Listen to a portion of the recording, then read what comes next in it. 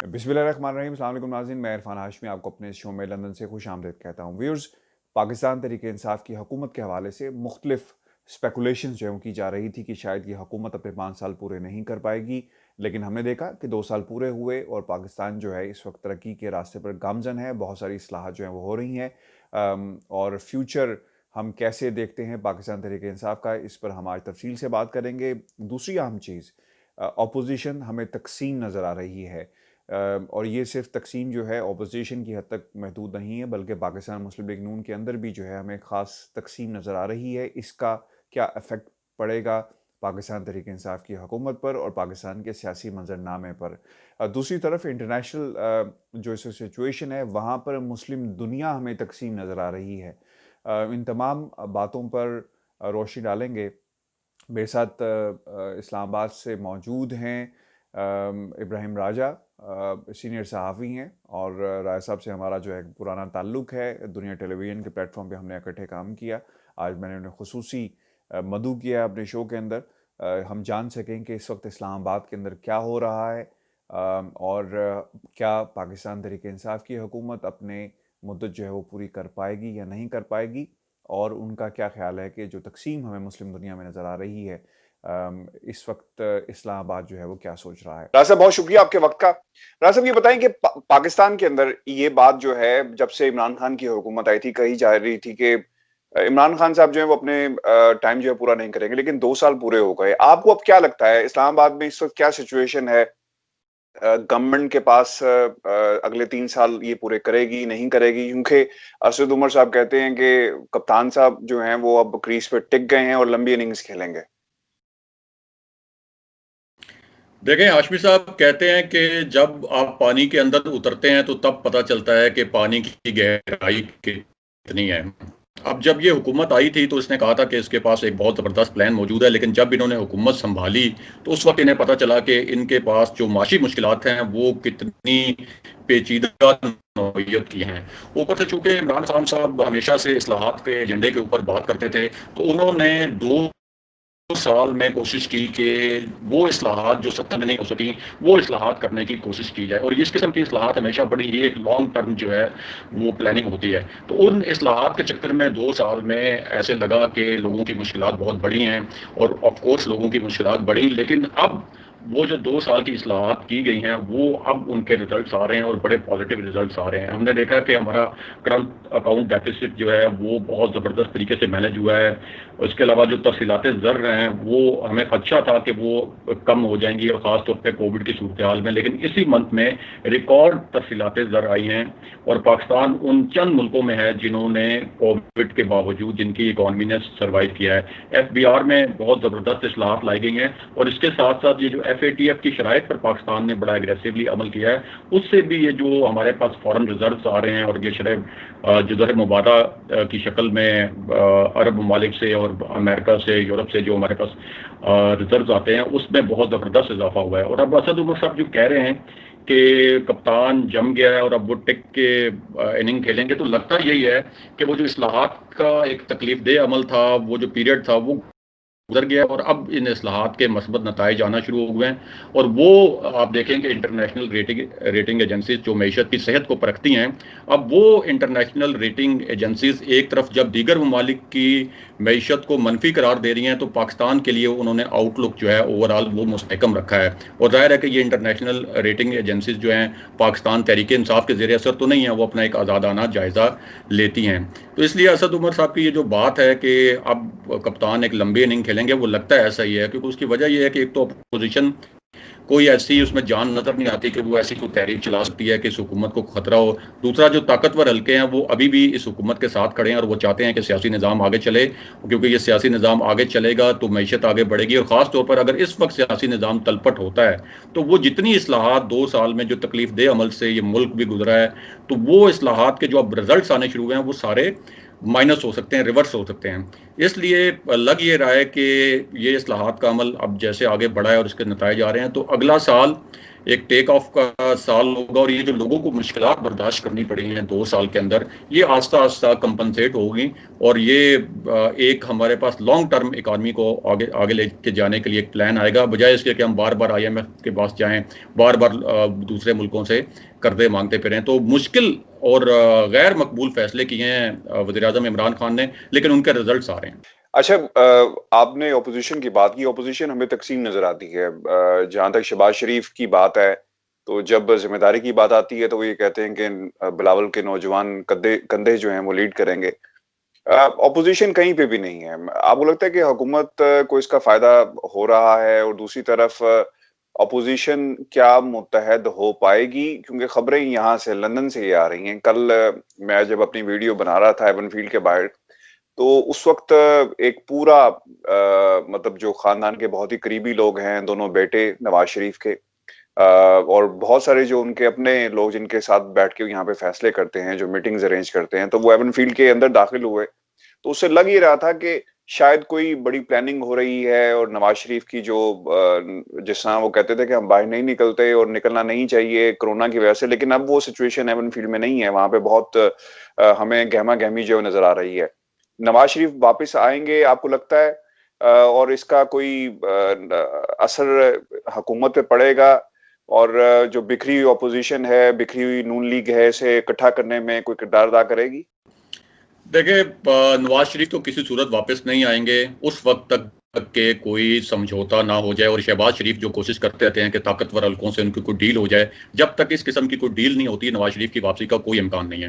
اور اس وقت اپوزیشن کی جو کوشش ہے، PMLN کی جو کوشش ہے، وہ سارا فوکس اس پہ نہیں ہے کہ اس حکومت کو گرانا ہے. یہ جو پریشر وہ بڑھانے کی کوشش کرتے ہیں، اس کا مقصد یہ ہوتا ہے کہ ان کی قیادت پہ جو مقدمات ہیں ان کے متعلق جو ہے وہ کوئی ریلیف لینے کی کوشش کی جائے.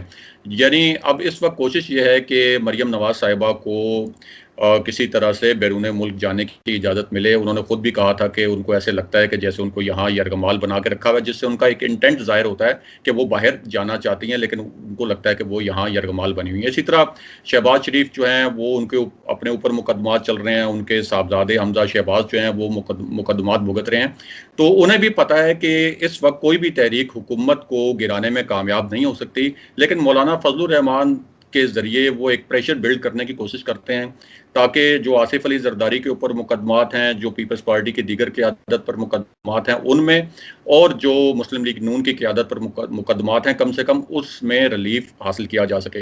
اور ہم نے دیکھا ہے کہ یہ اپنی قیادت کے مقدمات ختم کروانے کے لیے تو احتجاج کی کالز وغیرہ دیتے ہیں، حکومت کو گرانے کے لیے بظاہر کالز تو دیتے ہیں، لیکن جس قسم کی 2 سال میں جیسے ہم نے ذکر کیا اصلاحات کے نتیجے میں عام آدمی کو مشکلات پیش آئیں، اس پہ انہوں نے کوئی عوامی احتجاج کرنے کی کوشش نہیں کی. تو اس کا مطلب ہے کہ ان کی سیاست کا جو محور ہے وہ اس وقت یہی ہے کہ کسی طریقے سے اپنی پارٹی کی جو مشکلات ہیں وہ کم کی جائیں. اور یہ اپوزیشن جو ہے اس کا متحد ہونا، یعنی 1 پوائنٹ ایجنڈے پر، وہ بھی ناممکن ہے، کیونکہ پیپلز پارٹی کی اپنی ایک فلسفی ہے، نون لیگ کی اپنی فلسفی ہے. اور اگر یہ حکومت گر بھی جاتی ہے تو کیا آپ کو لگتا ہے کہ یہ پیپلز پارٹی، PMLN اور مولانا فضل الرحمان اور جو دیگر اپوزیشن جماعتیں ہیں وہ مل کر ایک حکومت بنا سکتی ہیں؟ اور کیا ایسی کوئی حکومت ڈیلیور کر سکتی ہے جس میں اتنے زیادہ اتحادی ہوں اور ان سب اتحادیوں کو اکوموڈیٹ کرنا پڑے؟ ہمیں پتہ ہے کہ جب پیپلز پارٹی حکومت تھی اور اس میں ANP، MQM اور دیگر مولانا فضل الرحمان اور دیگر جماعتیں اتحادی تھیں،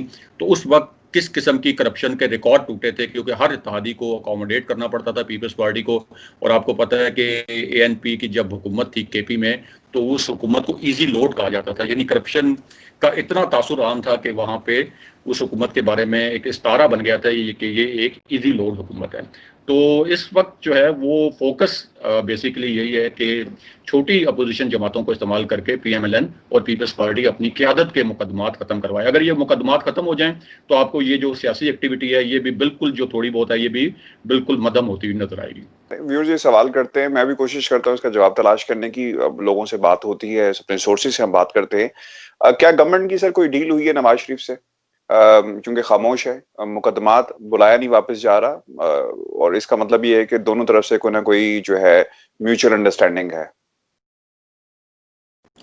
دیکھیں، عمران خان صاحب سے تو کوئی ڈیل نہیں ہے، اور ان کی مرضی کے بغیر گئے ہیں نواز شریف. نواز شریف جو ہیں وہ پاکستان میں جو باخبر صحافیاں باخبر حلقے ان کو پتہ ہے کہ وہ طاقتور حلقے چاہتے تھے اس وقت ایک سیاسی استحکام آئے، وہ اس وقت وہ ایک سمجھوتے کے تحت گئے ہیں، اور عمران خان تو بارہا کہہ چکے ہیں کہ وہ نہیں جانے دینا چاہتے تھے. اور آپ کو میں یہ بھی بتاؤں کہ پی ٹی آئی کے 2 رہنماؤں نے مجھے یہ بتایا تھا کہ عمران خان تو ان کی جو میڈیکل رپورٹس ہیں ان کی تحقیقات بھی کروانا چاہتے تھے بعد میں، کہ یہ تو بہت مینج ہوئی ہیں رپورٹس. عمران خان کے جو خیال ہے ان کا یہ خیال تھا، لیکن پھر ان کو وہ تحقیقات کروانے سے کہا گیا کہ آپ اس کو تحقیقات نہ کروائیں، کیونکہ اب تو باہر وہ جا چکے ہیں، تو ایک نیا پینڈورا باکس جو ہے وہ کھل سکتا ہے.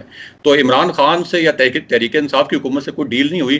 یہاں پہ آپ کو پتہ ہے کہ جن سے ڈیل ہوتی ہے وہ کچھ اور حلقے ہیں، اور اس وقت انہوں نے یہی بہتر سمجھا کہ ایک سیاسی نظام کو آگے چلانے کے لیے نواز شریف کو باہر جانے دیا جائے، اور وہ باہر چلے گئے. اور عمران خان کے بس میں ہوتا تو وہ تو میاں نواز شریف کو کل ہی واپس لے کے آ جاتے، لیکن ظاہر ہے کہ ان کے بس میں نہیں ہے.